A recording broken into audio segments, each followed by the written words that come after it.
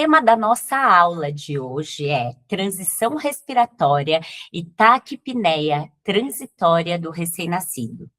Meu nome é Renata, eu sou médica, pediatra, neonatologista e sou professora aqui do Departamento de Medicina da UFSCar. Nas últimas semanas da gestação, o aumento progressivo de cortisol e de hormônio tireoidiano vai começar a inverter o transporte iônico no epitélio alveolar. Então, o epitélio para de secretar cloreto e passa a começar a absorver sódio. E junto com o sódio vem essa absorção da água, com ativação dos canais de sódio epiteliais. E aí, com o início do trabalho de parto, há um pico de catecolamina, especialmente de adrenalina, que aumenta exponencialmente essa ativação dos canais de sódio.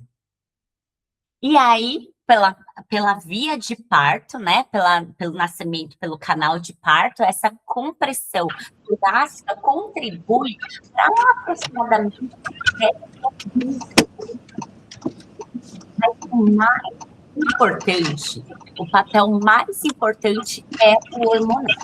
Então, o trabalho de parto espontâneo é o principal gatilho hormonal para esse clearance pulmonar funcional. Então, essa é a mensagem central para a gente entender por que a cesárea eletiva é o maior fator de risco para a taquipneia transitória do recém-nascido. E para falar sobre transição respiratória, não tem como a gente não falar do modelo de Hopper.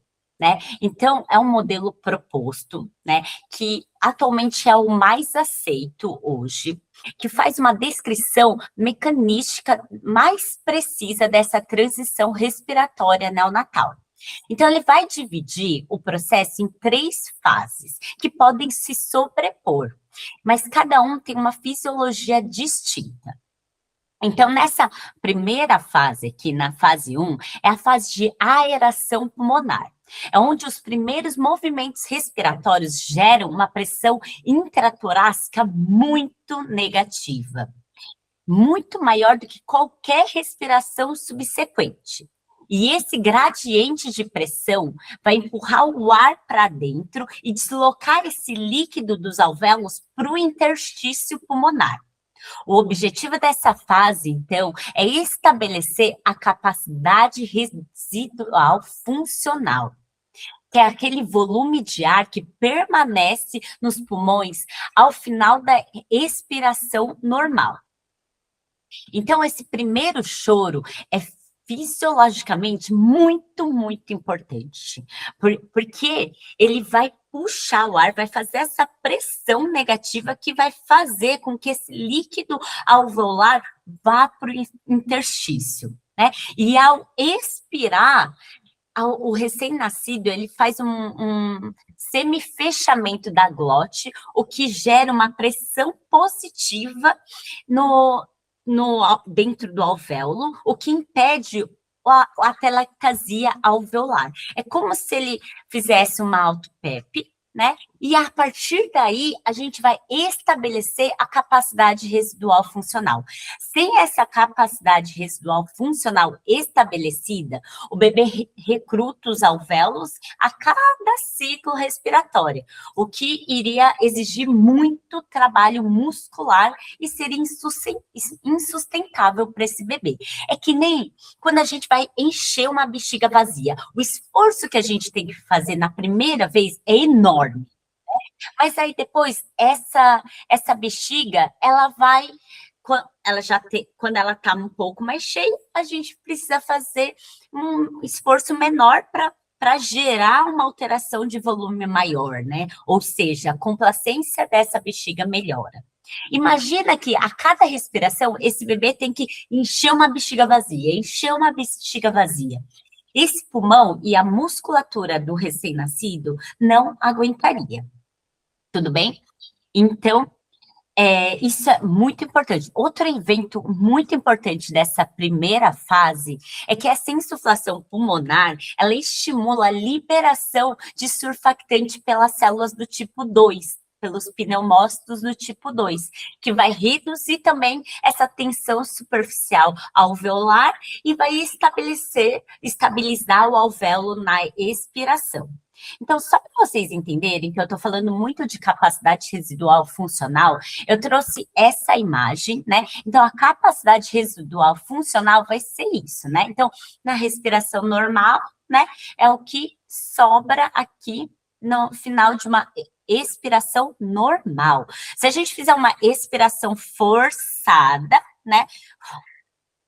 Aí vai sobrar esse volume residual, tudo bem? É diferente. Então, a gente está respirando normal, o que sobra é essa capacidade residual funcional, que é fundamental para estabelecer a mecânica respiratória do recém-nascido. Tudo bem? Então, essa primeira fase é isso, é esse respiro, né? Essa pressão negativa, que faz com que o ar entre no alvéolo e que o líquido vá para o interstício. Tudo bem? Bom, aí agora a fase 2, essa do meio aqui.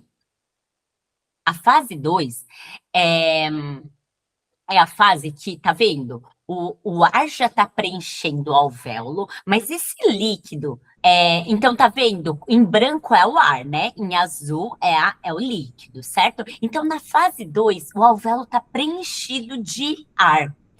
E o líquido pulmonar, ó, ele tá aqui no interstício. Então, uma fase de edema intersticial transitório. Então, esse líquido, ele não vai desaparecer, né, imediatamente. Ele vai migrar para o interstício pulmonar e vai criar um estado de edema intersticial, o que é normal, natural para todos os recém-nascidos, tudo bem? E aí, o que que acontece com esse líquido aqui no pulmão, no interstício? Eles podem comprimir os bronquíolos periféricos, podem aumentar a resistência da via aérea, pode diminuir a complacência pulmonar e dificultar, aumentar o trabalho respiratório se ele não é eliminado logo, tudo bem? Então, nessa fase 2, a troca gasosa ela já está ocorrendo, tudo bem? O pulmão já está aerado, mas ainda a mecânica pulmonar, a mecânica ventilatória ainda está comprometido. E tem um risco particular nessa fase, né? Que é o reafundamento alveolar, que o Roper fala, né? Que é se a pressão respiratória cai, esse líquido intersticial ele pode voltar para dentro do alvéolo. E aí vai desaerar esse alvéolo. E aí a resposta é o que a gente já sabe, né? Gera a taquipneia transitória do recém-nascido. Tudo bem? Então, essa fase 2 ela é extremamente importante, a gente vai voltar para ela, né? Quando eu falar especificamente da taquipneia transitória do recém-nascido. Só vou terminar aqui a fase 3, né? Então, a fase 3 é a fase de resolução desse edema intersticial. Então, esse líquido acumulado no interstício é progressivamente removido pela circulação linfática e pelo leito capilar pulmonar. Tudo bem? E aí já resolveu, finalizou essa transição respiratória, a mecânica pulmonar melhora progressivamente, a taquipneia resolve, e em condições normais, essa fase se completa nas primeiras horas de vida. Lembrando que essas 3 fases, elas podem se sobrepor, né, no pulmão como um todo, e não tem limite temporal preciso para cada uma acontecer. Tudo bem? Então, só para resumir as fases da transição pelo modelo de Hooper, né? Então, a fase 1 é a fase de aeração, né? A gente tem uma pressão negativa, o ar entra e esse líquido sai para dentro do alvéolo. A fase 2 é quando a gente tem um edema intersticial e o maior risco dessa fase é esse líquido voltar para dentro do alvéolo.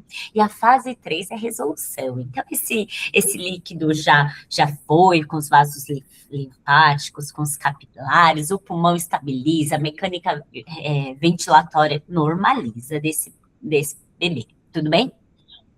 Lembrar que a adaptação respiratória e cardiovascular, elas são inseparáveis, né? Então, o primeiro movimento respiratório efetivo e, consequentemente, a queda da P de CO2 e o aumento da P de O2, ela vai desencadear uma queda abrupta da resistência vascular pulmonar, né? Que durante toda a vida era muito alta, porque lembra, o pulmão não precisava receber muita circulação, porque a função dele era crescer, se desenvolver e não fazer troca gasosa, né? Então, a partir do momento que esse pulmão enche de ar, né, tem a liberação de óxido nítrico, aí leva a vasodilatação pulmonar e redução abrupta da resistência vascular pulmonar. Quando a gente diminui a resistência vascular pulmonar, a gente permite que o sangue preencha o pulmão facilmente e então esse sangue do pulmão vá para o átrio esquerdo, ventrículo esquerdo, e isso vai promover, né, o débito cardíaco, como a gente falou semana passada. Qualquer morbidade neonatal que impossibilite essa queda da resistência vascular pulmonar pode levar a um quadro que a gente tem de hipertensão pulmonar persistente do recém-nascido, cursando com hipoxemias bem importantes.